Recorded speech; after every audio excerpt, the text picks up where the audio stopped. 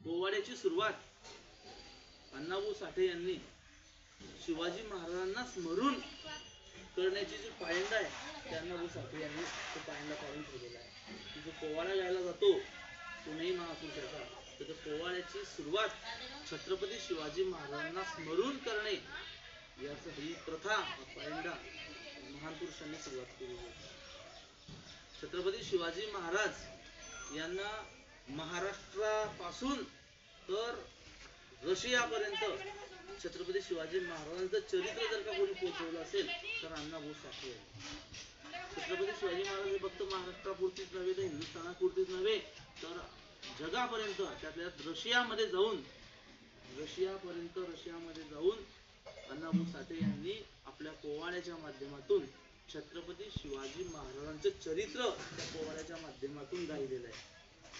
अजून म्हणसान रशियन भाषा अण्णाभाऊंना अवगत नव्हती पण ते जेव्हा तिथं पोवाड्याच्या माध्यमातून छत्रपती शिवाजी महाराज तेथील जनतेला रशियामध्ये जाऊन समजून सांगत होते तर त्यांच्यासोबत एक अनुवादक होता.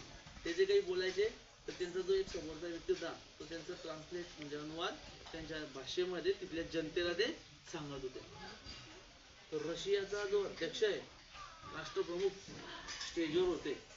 अण्णाभाऊ साठे छत्रपती शिवाजी महाराजांचं चरित्र रशियामध्ये पोवाड्यातून गात होते आणि हे गाऊन झाल्यानंतर एक ट्रान्सलेट म्हणजे रशियन भाषा ज्याला अवगत होती तो त्या भाषेत त्यांना समजून सांगत होता. जे अण्णाभाऊ जे गात होते पोवाड्यातून तेच.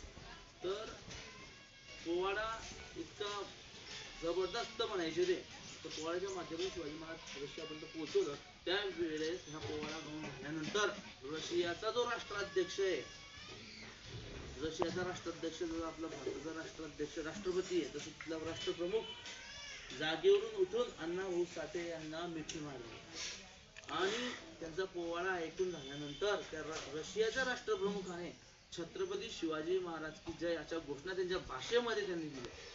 म्हणजे अण्णाभाऊ साठे इतके महान पुरुष आहे की त्यांचं वर्णन करण्यासाठी शब्द सुद्धा कमी पडतील. म्हणजे छत्रपती शिवाजी महाराज आपण म्हणतो रशियापर्यंत यांनी पोहोचवले. इतकं महान कार्य आदरणीय अण्णाभाऊ साठे उर्फ तुकाराम भाऊराव साठे यांनी केलेलं आहे. आता फकीरा कादंबरी आपण फक्त आता त्या बॅनरवरती त्यांचा फोटो आहे अण्णाभाऊंचा आणि हातामध्ये पुस्तक एक जाड असं त्याच्यावर नाव लिहिले फकीरा. तर प्रत्येकाने मी तुम्हाला आव्हान करेल की प्रत्येकाने ही फकीरा कादंबरी मराठीमध्ये आहे ती वाचा.